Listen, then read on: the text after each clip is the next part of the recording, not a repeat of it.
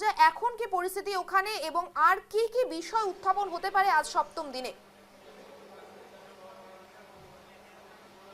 একেবারে অর্থাৎ শ্রেয়া সপ্তম দিনে বেশ কয়েকটি কার্যসূচি রয়েছে অসম বিধানসভায়।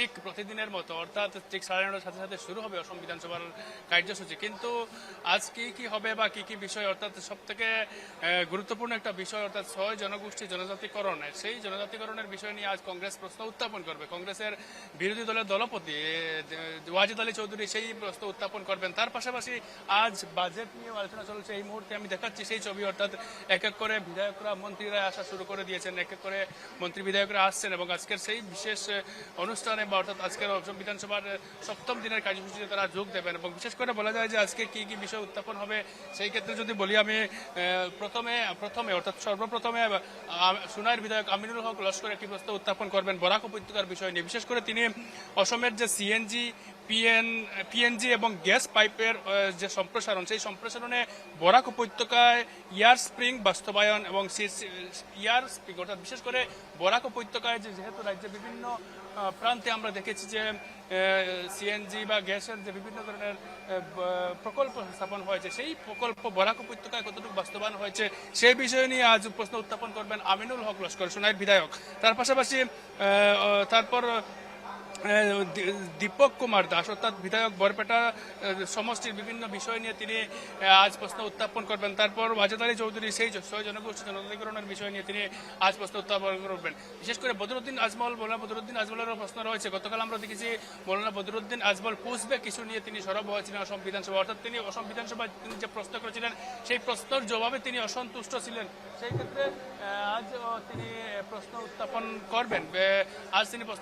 উত্থাপন করবেন ওনার বিন্যাখান্তি সমষ্টির বিভিন্ন বিষয় নিয়ে। সেই ক্ষেত্রে বলা যায় যে আজ প্রথমে শূন্যকালীন ঘণ্টা শুরু আলোচনা হবে এবং তার পরবর্তীতে বাজেটের বিচার নিয়ে, অর্থাৎ বাজেট গতকাল ঠিক যেমনভাবেই বাজেটের উপর আলোচনা হয়েছিল, বাজেটের উপর বিরোধীরা বা সরকার বিরোধীরা বিভিন্ন বাজেটের বিভিন্ন দিক নিয়ে তারা আলোচনা করেছিল এবং ঠিক একইভাবে আজও আলোচনা হবে। এবং বিশেষ করে বলা যায় যে মৌলানা বদরুদ্দিন আজমল বা কংগ্রেস তাদের যে মতানৈক্য দেখা দিয়েছে বিভিন্ন ইস্যু নিয়ে, অর্থাৎ কিছুক্ষণ আগে ওয়াজিদ আলী চৌধুরী যেমনটা বলেছিলেন যে তিনি উচ্ছেদের সমর্থন করছেন বা তিনি যে বলেছেন যে সরকারের জমি অর্থাৎ চা বাগানের জমি হোক বা চা বাগান এলাকার জমি হোক বা সরকারি জমি তারা দখল করে থাকে তাদেরকে যেন উচ্ছেদ করা হয় বা তার আগে পুনর্বাসন দেওয়া হয়, সেটা কিন্তু তিনি বলেছেন। কিন্তু বদরুদ্দিন আজমল বলেছেন যে কংগ্রেস বা উচ্ছেদিতদেরকে সমর্থন করছে বা কংগ্রেস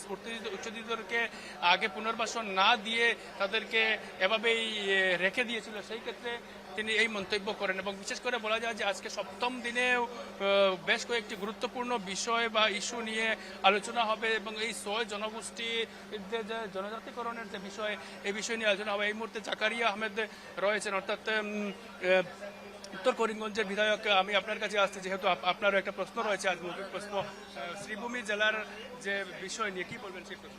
আজকে আমার প্রশ্ন আমার পিএইচই মন্ত্রী মহোদয়ের কাছে। আমাদের বিশেষ করে করিমগঞ্জ পৌরসভা এলাকাতে বিশুদ্ধ জলের পানীয় মান বহুত খারাপ, সেই জন্য আমি আজকে ওনাকে প্রশ্ন করব এবং আমাদের যেগুলো জেজেএম এর প্রকল্প ছিল সেই প্রকল্পগুলো এখনও পুরোপুরিভাবে শুরু হয়নি, সেজন্য মন্ত্রী মহোদয়ের কাছে অনুরোধ করবো সদরে জানাবার জন্য। আপনার একটা প্রশ্ন ছিল কিন্তু আপনি অনুপস্থিত ছিলেন, সেটা নিয়েও কিন্তু অর্থাৎ কংগ্রেসের প্রায় 4 জন বিধায়ক অনুপস্থিত ছিলেন। দেখুন, আমাদের সমষ্টিতে দিশা মিটিং ছিল, সেই জন্য ইমার্জেন্সিতে আমার যেতে হয়, কারণ যেহেতু আমি প্রথমবার বিধায়ক হয়েছি সেই জন্য প্রথমবারের মতো আমাদের দিশা মিটিং ছিল। সেই জন্য আমি এবং আমার সাউথ করিমগঞ্জের বিধায়ক দুজনে আমাদের সেই সমষ্টির যে দিশার মিটিং ছিল। এসআরএ কত মানুষের নাম বাদ পড়েছে, অর্থাৎ মন্ত্রী মহোদয় সেই প্রশ্নের উত্তর দিয়েছেন, সেটা নিয়ে আপনি সন্তুষ্ট বা কি বলবেন? দেখুন, সব থেকে বেশি করিমগঞ্জ সমষ্টিতে সব থেকে বেশি যে উত্তর করিমগঞ্জ সমষ্টিতে সব থেকে বেশি নাম কাটা পড়েছে। বহুত লোকজন আমাকে এসেছেন যে অনেক মানুষ বাইরে ছিলেন, ওরা সময় মতো এসে উপস্থিত হতে পারেননি, সেই জন্য ওদেরও নাম কাটা গেছে। সেই জন্য বিভাগীয় মন্ত্রীর কাছে আমি আনসারটা দেখেছি, আমি বিভাগীয় মন্ত্রীর সঙ্গে আবার আলোচনা করব, যারা যারা বাইরে আছে, যারা নাম কর্তন হয়েছে সেই নামগুলো আবার ভিতরে অন্তর্ভুক্ত করার জন্য চেষ্টা করব। ধন্যবাদ জানাচ্ছি। উনি ছিলেন জাকারিয়া আহমেদ, অর্থাৎ উনি উত্তর করিমগঞ্জের বিধায়ক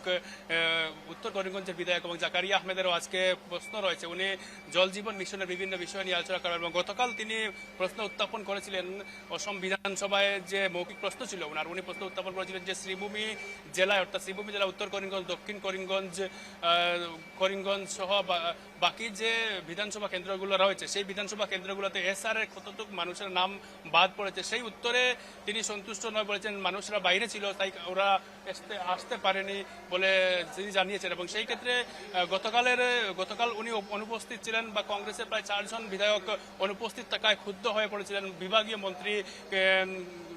মন্ত্রী পীযূষ হাজারিকা জানিয়েছিলেন যে ওনারা স্টাডি করে এসে সেই প্রশ্নের জবাবের জন্য ওনারা তৈরি থাকেন বা স্টাডি করে থাকেন, কিন্তু যখন বিধায়ক বিধানসভায় অনুপস্থিত থাকেন তখন সেটা সমস্যার সম্মুখীন হতে হয়। সেই ক্ষেত্রে আজ উপস্থিত রয়েছেন এবং আজও ওনার প্রশ্ন রয়েছে, কয়েকটি প্রশ্ন রয়েছে এবং এই মুহূর্তে আমি দেখাচ্ছি এক এক করে বিধায়করা আসছেন। এই মুহূর্তে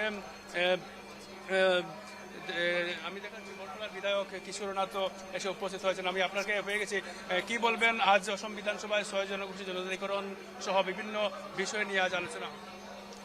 হ্যাঁ, যেটা আলোচনা হবে সেটা ভালোই হবে, আর কিছুক্ষণের মধ্যে অ্যাসেম্বলি শুরু হবে, তারপরে বুঝতেই পারবেন যেগুলো আলোচনা হবে ভালো হবে, জনকল্যাণমুখী আলোচনা হবে, আসামের উন্নয়ন নিয়ে আলোচনা হবে, আর যেটা আলোচনা ইতিমধ্যে হয়েছে সেগুলো সব আসামের ভবিষ্যৎ নিয়ে, আসামের উন্নয়ন নিয়ে আলোচনাগুলো হচ্ছে। যেহেতু যে জনজাতিরা অর্থাৎ 6 জনগোষ্ঠীরা তারা বিগত বিভিন্ন সময় ধরে তারা জনজাতিকরণের যে মর্যাদা বা জনজাতিকরণের দাবি করে আসছিল, বা আপনারাও অসম সরকার বিগত সময় থেকে কেন্দ্রীয় সরকারের সাথে কথা বলেছে, সেই ক্ষেত্রে সেটা কবে সমাধান হবে কি বলেন? সেটাই বললাম ইতিমধ্যে যে আজকে তো সেটা রয়েছে, আর আজকের অ্যাসেম্বলির পরে সেটা আপনারা বুঝতে পারবেন যে 6 জনজাতিকরণের যেটা নিয়ে হবে আলোচনা শেষে সবকিছু আপনারা বুঝতে পারবেন।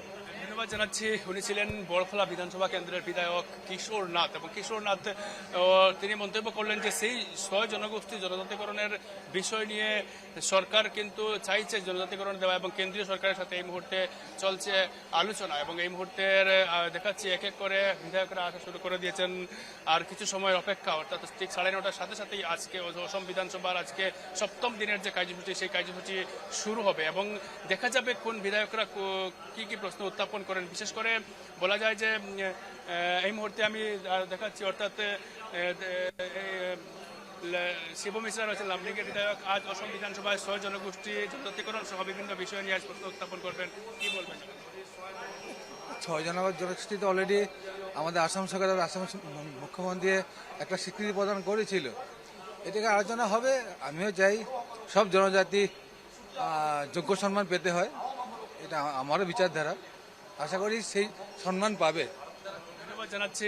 যেহেতু উনি লামডিংয়ের বিধায়ক শিবু মিশ্রা এবং শিবু মিশ্রাও একই কথা বললেন যে জনজাতিরা মর্যাদা পেতে লাগে এবং সেই বিষয়েও কিন্তু সরকার বিগত বিধানসভায় বা তার আগেও সেই কথা কেন্দ্রীয় সরকারের কাছে পাঠিয়েছে বা অনুমোদনের জন্য কেন্দ্রীয় সরকারের সাথে আলোচনা করছে বলে জানা গেছে এবং সেই ক্ষেত্রে আজ অসম বিধানসভার এই 7ম দিনেও কিন্তু একইভাবে ঠিক 9:30 হওয়ার সাথে সাথেই অসম বিধানসভার 7ম দিনের কার্যসূচি শুরু হবে। প্রথমে শূন্যকালীন ঘণ্টায় বিধায়করা বিভিন্ন বিষয়ে আলোচনা করবেন, তারপর তাদের প্রশ্ন উত্তর পর্ব রয়েছে, তারপর বাজেটের বিষয়ে আলোচনা রয়েছে, তারপর জনজাতিকরণের বিষয় নিয়ে আলোচনা রয়েছে এবং সেই ক্ষেত্রে বলা যায় যে মৌলানা বদরুদ্দিন আজমল হোক বা অখিল গগৈ বা ওয়াজেদ আলী চৌধুরী সেই বাজেট নিয়ে তারা কি প্রশ্ন উত্থাপন করেন সেটার দিকে নজর রয়েছে এবং দেখা যাবে পরবর্তী সময় বা কি বিষয়ে কে কোন ইস্যু নিয়ে আজ অসম বিধানসভায় সেই প্রশ্ন উত্থাপন করে। শ্রেয়া, ঠিক যেমনটা তুমি জানালে যে আজকে বিধানসভায় বিভিন্ন গুরুত্বপূর্ণ বিষয়ে আলোচনা হবে, তাদের মধ্যে সবথেকে গুরুত্বপূর্ণ বিষয় যেটি আমরা এখন দেখতে পাচ্ছি যে 6 জনগোষ্ঠী জনজাতির মর্যাদার প্রদান সহ এই সমস্ত বিষয়ে আলোচনা হবে এবং বিধায়ক ওয়াজেদ আলী এই গুরুত্বপূর্ণ মন্তব্য তুলে ধরবেন বিধানসভায়। অবশ্যই এই খবরের দিকে নজর থাকবে। তবে আপাতত তোমায় ধন্যবাদ মুর্তুজা।